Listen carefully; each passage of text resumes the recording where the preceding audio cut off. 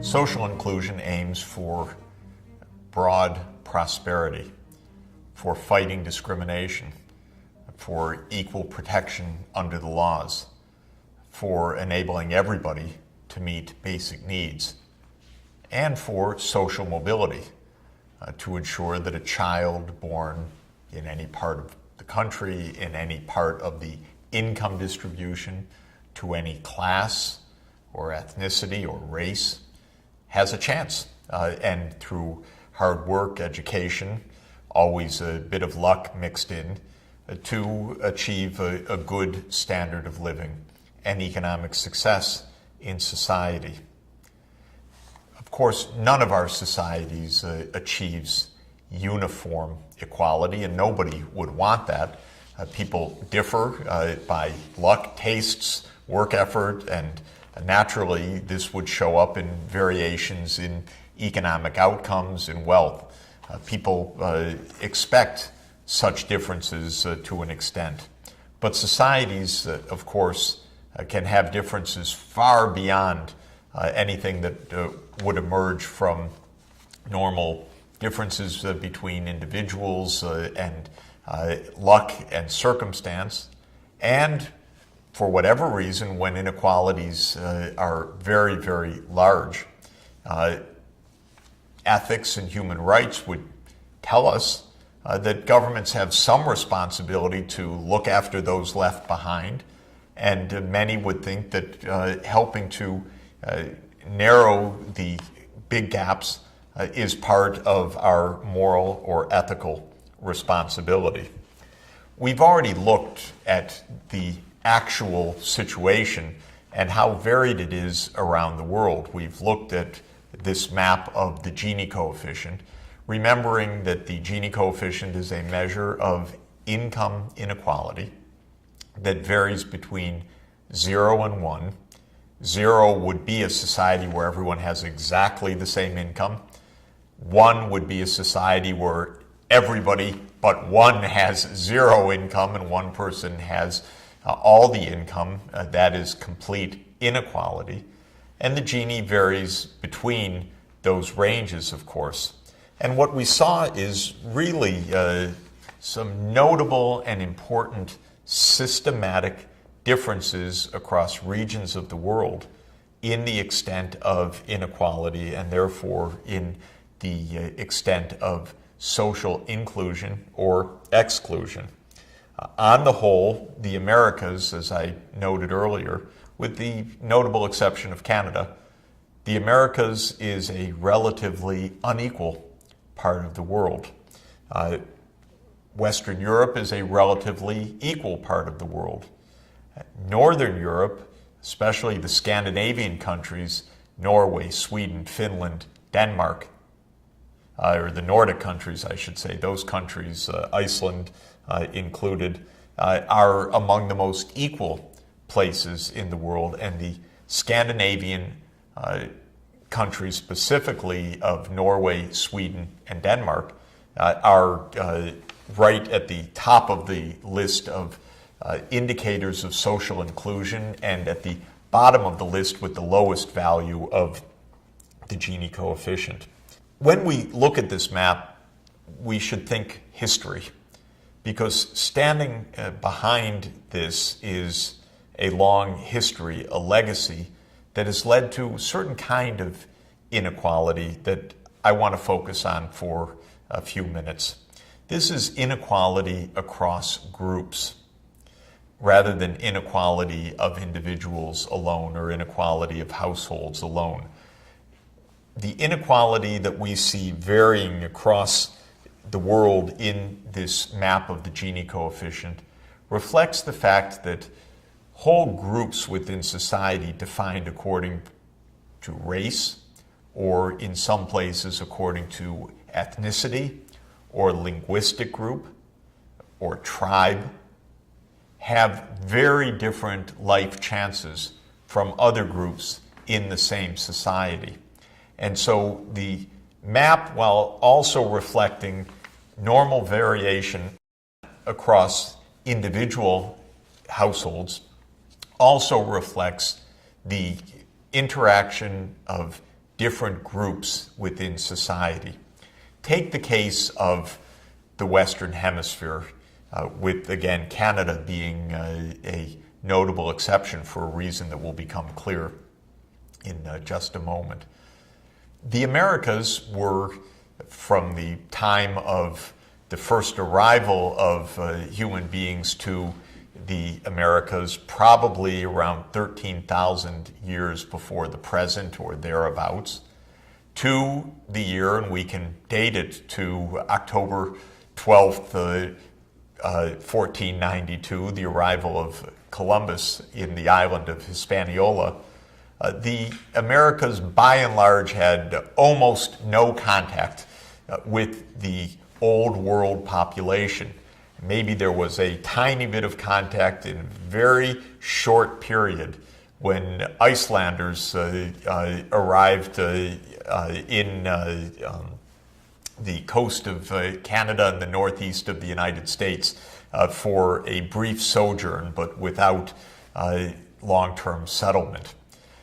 The only long-term settlement from that long period of 13,000 years before the present to the arrival of Columbus in October 1492 was by Americans whom we now call Native Americans that arrived fairly early on in migration from Asia after the last glacial period, and then settled throughout the Americas and the Caribbean and established civilizations that developed completely independently of what was taking place in Asia, in Europe, and in Africa until that connection was made once again with the arrival of the Europeans.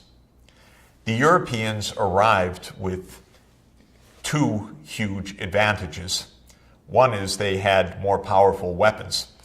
The second is they had pathogens that had developed in the Old World, to which the conquerors came already immune or protected, and those pathogens spread throughout the unprotected Native American populations, leading to a massive set of epidemics and a massive dying off of Native American populations. Well, you know the history. The Americas became a kind of conquest society where European conquerors, and especially the Spanish conquistadores, came and conquered a large part of the Americas and generally ruled, and often ruled violently, over the indigenous populations. They added one more crucial element to the history of the Americas, starting in the 16th century, and that was to bring in African slave labor, especially to the tropical and subtropical regions of the Americas, such as the Caribbean, the American South, Northeast Brazil, not to Canada. That's one of the reasons why Canada is different. It never had a large slave population brought into Canada. And what emerged, of course, was a very complicated society of groups. A small European dominant group, which ruled by force and power and the backing of empires in Europe. An indigenous population that was often broken by disease, by poverty, by forced labor, essentially a kind of slavery or serfdom that was imposed in many places, and by the horrific institution of slavery itself based on the importation of African slaves into the Americas. And over time, that three categories became more complicated, of course, through a mixing of the three populations. So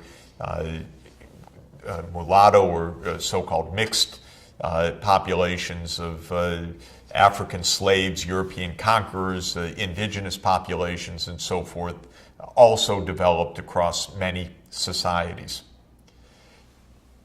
From the 16th century onward, those groups had completely different situations in their society, politically, socially, and economically, and vast inequalities of wealth developed, often with the small European population owning all of the good land in the country, with the native inhabitants pushed into smaller and smaller land areas, deprived of traditional land holdings. All of this is to say that the history of the Americas was a violent and conflictual one that created an extent of inequality rather shocking by the standards of many, many other parts of the world. And that legacy of inequality continued past the 16th century, 17th century, 18th century, until the present day. Slavery was eliminated, thank goodness, in the 19th century, usually by law in the United States, only by war. A violent war fought to end slavery, a very rare exception because usually slavery was ended peacefully, but not in the United States, where the hold of white southern landowners was so powerful that they resisted with the full force in a very violent war to try to protect slavery, and slavery was only ended in 1865, one of the last places in the world, and only 2 decades later in Brazil. So this is a phenomenon that comes into the 20th century. And of course, the descendants of slaves arrived to the 20th century, and until the end of the 20th century and into the early 21st century, often with massive liabilities of poverty and difficulties of poor health, lack of rights, facing massive social discrimination. I emphasize all of this because you look at the dark red of the Americas in the Gini map, and you have to remember the history behind this of a whole region of the world essentially settled by conquest, and then a long legacy that results from that.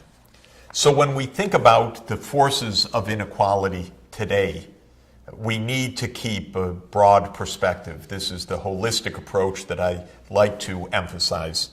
Intergenerational dynamics plays a huge role. Even when slavery ends, the legacy of slavery continues.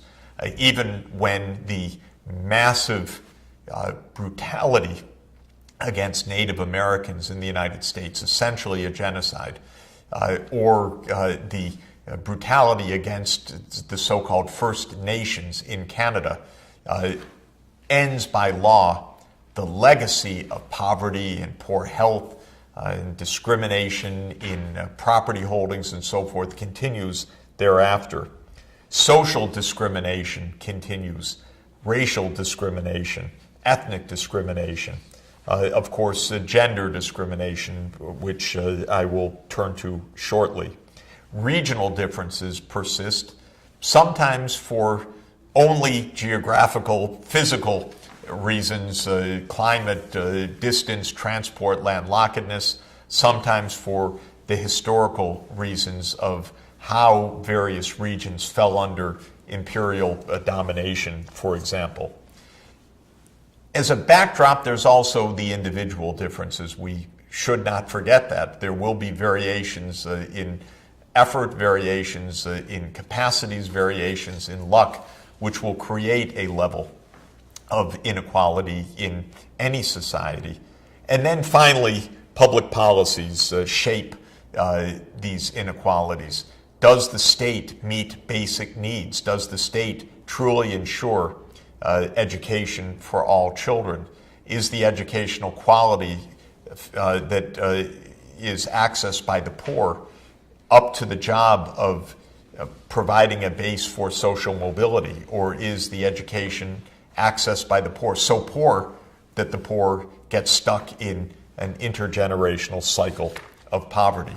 All over the world, the indigenous populations, meaning populations that were the first arrivals in a particular location maybe arriving in a location even 10, 20, 30,000 years ago, and then subsequently facing later migrations like the Native Americans facing the inflow of Europeans after Columbus's arrival. You see, whether it's in the US with the Native Americans, Canada with the First Nations, Australia with its Aboriginal population, New Zealand with its Maori population, Malaysia with its Orang Asli population, the name given to various indigenous tribes. A rather remarkable consistency of major social discrimination, a remarkable extent of poverty, social, cultural exclusion, and usually a legacy of rather brutal state policy as well. State policy that uprooted populations, that pushed populations into forest regions or mountain regions or desert regions as enclaves. One of the big mistakes that we make, often by the way, in naivete, is to see an indigenous group inhabiting a very fragile environment. For example, an extreme dry region of a country. And you read the tour book and it says that the tradition of such and such tribe is life in this near desert region. And very often that's a nonsense to say that that's a cultural phenomenon or a tradition. More typically what's happened is that that group has faced massive dislocation and displacement. And so maybe this group was in the most fertile lands before, but then when the later waves of migration came and more powerful successor rulers in the region came, these discriminated groups were physically pushed into isolated areas in the forests, in the mountains, in the deserts. And then to justify that in a naive way, the life in those extremely difficult regions is described as the cultural tradition of the group in question. The poverty rates of indigenous populations is very, very high around the world, and it's not a small part of the overall global extreme poverty. Nobody has a precise count of indigenous populations, but I think it's probably right to say that it's around 400 million people, adding up indigenous populations around the world. At least that's an estimate that is often given. And that means that it's nearly 6% of the world's population. And since many of those 400 million live in extreme poverty and abject social exclusion, it's not a small part of the overall numbers living in extreme poverty. You're looking here at a graph of the poverty rates in some relatively poor countries in the Americas: Bolivia, Ecuador, Guatemala, Mexico, and Peru. What you can see is that in each case, the poverty rates among the indigenous populations are higher than the poverty rates among the non-indigenous. And if one were to show the African American populations' poverty rates as well, those would be much, much higher too. And so this is an example of how the indigenous populations in the Americas face continuing challenges which are long, long legacies of political, military, and cultural discrimination and many, many acts of violence. This map of ethno-linguistic groups highlights another point for us, which is that around the world there are significant differences in the extent of ethnic diversity. Ethnic diversity sometimes measured along linguistic lines. And a map like this gives an indication of what's called ethno-linguistic fractionalization. It asks how likely is it that two people selected at random within a population, within a country, belong to the same ethnic group or the same tribe, as it might be called in some contexts. You can see that Africa, for example, is just a maze of ethno-linguistic fractionalization. And the differences of tribes in Africa, and the fact that when one tribe comes to power, it may discriminate heatedly against others, is part of the political and social reality that has made social inclusion so difficult. You see in the Amazon region the high degree of ethno-linguistic fractionalization as well. All of this is to emphasize that when we consider the challenges of social inequality and the application of human rights to those challenges, we will have to address this at several different ways and several different dimensions. One is a class dimension.